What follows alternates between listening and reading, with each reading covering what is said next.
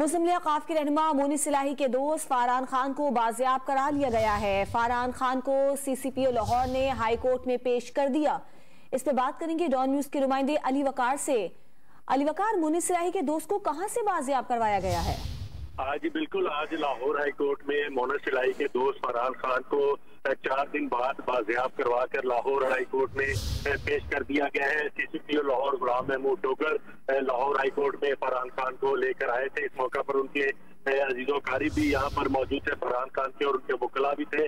तमाम अदालत ने जो है अब फरहान खान की बाजियाबी के बाद केस जो है वो निपटा दिया है। अदालत से पेशी के बाद फरहान खान से जब बात हुई तो उनसे पूछा गया कि वो कहाँ पर थे इतने रोज से, तो उनका ये मौके सामने आया कि वो अपनी फैमिली के साथ थे, यहीं पर मौजूद थे। उनके ऊपर सर के ऊपर एक जख्म का निशान भी मौजूद था। फरहान खान से उस बारे में भी सवाल किया गया कि ये जख्म आपको कहाँ से लगा, तो उनका ये कहना था यहाँ पर अदालत आते हुए गाड़ी में बैठते वक्त दरवाजा उनके सर पर लगा, इस वजह से ये जख्म है।